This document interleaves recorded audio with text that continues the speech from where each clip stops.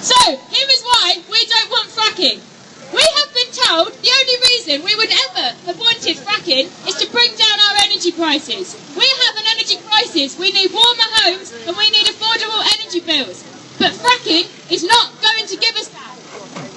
Hello? Even the government's own reports now confirm that there is no reason to suspect that fracking would bring down our energy prices. So I quote from the House of Commons Energy and Climate Change Committee, we conclude that there remains substantial uncertainty about the impact that shale gas will have on gas prices, and it would be wrong for the government to base policy decisions on the assumption that gas prices will fall. It is possible that they will rise. So we don't need fracking to bring down energy prices. We know how to make our homes warmer. We can insulate our homes. We can produce renewable energy. We have solutions. We do not want fracking. So, secondly, we don't need fracking as a bridge to our low energy future. We've been told that this is how we get from here to clean energy in the future. Why would we build a bridge when we could build that future right here and now? We have the technology already to produce all the energy we need with renewable technology. We do not need to develop fracking. And finally, we are here today because we have not had the opportunity to decide whether we want this technology to take place in our city. We have never had the opportunity to vote for or against fracking, so we have had to take matters into our own hands. And I salute everybody that has camped out at Barton Moss, everybody that has gone down and taken part, everybody that has stood in the way of the police, and have tried to stop us from making our voices heard. Okay? Sorry. This is our city.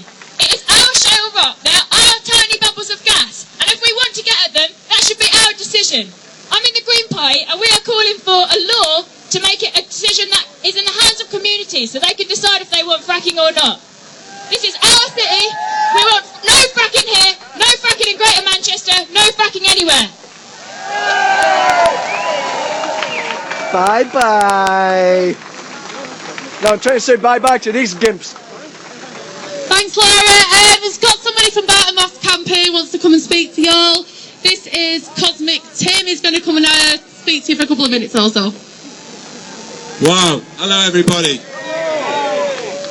This huge crowd here today is a wonderful thing to see. We've been on the side of the road at Barton Moss for over 3 months now, and it's been an amazing time through 3 storms and really fierce weather.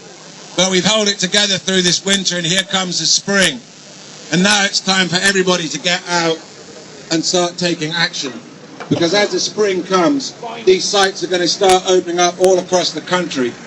And each area needs to be taking responsibility for its own land. And it's amazing that you're all here, and it's amazing that you're all feeling this vibration, feeling this call into action. And this call comes from the heart. This call comes from the heart of the planet. This call comes from the heart of humanity, that we need to take action now. This is the last hours we're in. If we don't turn this around, mistakes are going to be made, things are going to happen that we'll not be able to go back on. It's really serious, it's really deep. It needs to be researched by everybody so that everybody themselves is informed exactly what fracking is and the harm that it has already caused around the world. There's a word for it, ecocide. This is an ecocidal madness that's been rushed upon us without our consideration, without our consent, without being properly regulated. There are no regulations. This talk of robust regulation, this is a complete myth. There are no regulations for fracking, and there's no one who could carry them out, and it is technologically impossible to do so. All wells will fail eventually. 6% of them will fail immediately. So it's an amazing time. Make that commitment, step up, get empowered, take action. From taking action comes empowerment and a new sense of self and a new sense of purpose and a new sense of heart. We can do this, we can stop fracking, but we really need to all come together, all classes, all different types of people. This is not a class war, this is a war against stupidity, this is a war against ignorance. And now is the time to step up. And I wish you all the best in your stepping up and into action. Thank you.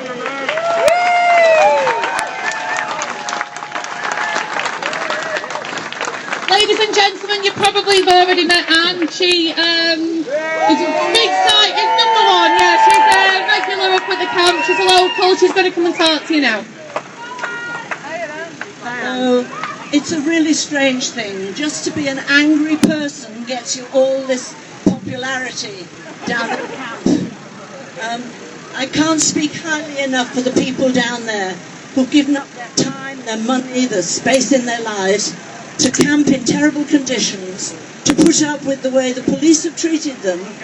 I tell everyone about my grandfather being a policeman and saving children's lives, and as a consequence my father was in an orphanage, but we thought the police were wonderful people who protected the ordinary folk. But I'm afraid I've had a very different experience down at Barton Moss, so that's one of the sad things I'm reporting. I'm following, what's her name? Laura from the Green Party. So you've heard what we say. We are completely against fracking, and at the moment we are the only party doing that, so please be aware of us. Oh, I haven't got the hang of this. Straight into it. Straight. Yeah. Lift the tail of it up. Yep, that's better. Okay, what else have I got to say? We love you, Nan. Thank you. Maybe that's enough. I love you all hugely. We love you, baby. Well said, Anne.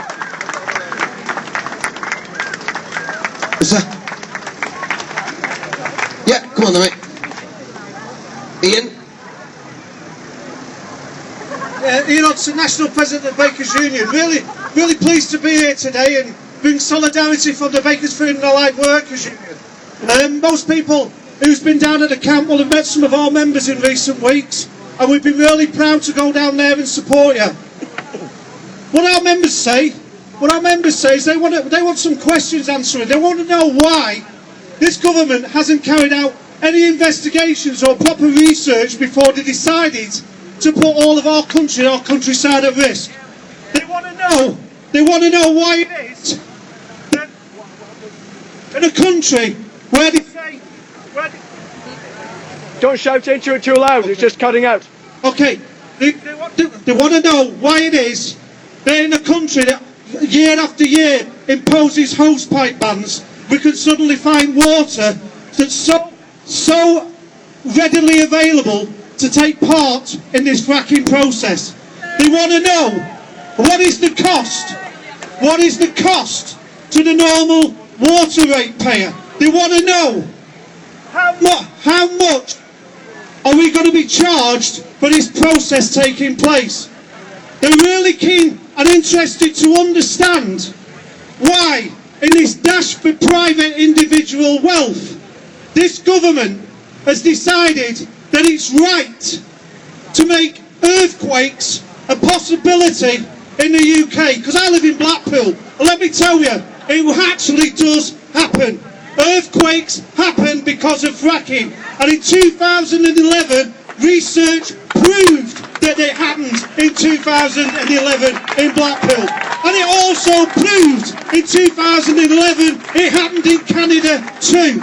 It also proved that the water does get infected when shale gas gets into the water supply. So we want to hear from this government on the justification behind putting our country at risk, because the only thing that we believe is behind this dash for gas is the money that's put into the Tory party, the people that are involved in the energy policy of this country that come from a shale gas background.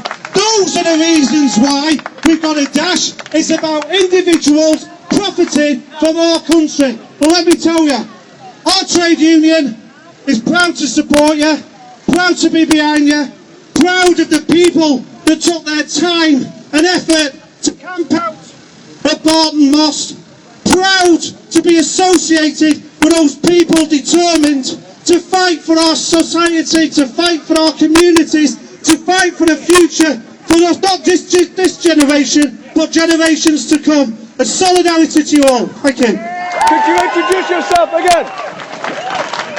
I will try and catch up with him later. He's from the Bakers, Foods and Allied Workers Union. Hello, my name's Martin Empson and I'm speaking today on behalf of the campaign against climate change. And I want to talk a little bit about, like the last speaker, the unholy alliance that fracking represents between big business, government and those individuals who would rather destroy the environment in the name of profit. Let's look at Quadrilla. Quadrilla is a company that wants to sink oil wells, fracking wells, all across the northwest. Who's the CEO of Quadrilla? A man called Lord Brown, who for 12 years worked for British Petroleum, one of the most polluting companies on the planet. He is an unelected member of our cabinet. He has been put representing a fracking company at the heart of the British government.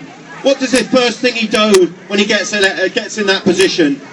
He puts unelected appointees at the Environment Agency, at DEC, at the sections of government that make decisions about the environment and about the oil companies. Now in any other country we'd be pointing out and saying this is corruption. This is vested interests of oil companies at the heart of our political establishment. This should not happen. It's a disgrace to democracy. It's a disgrace. It's not a disgrace to them because people like David Cameron and George Osborne love this stuff.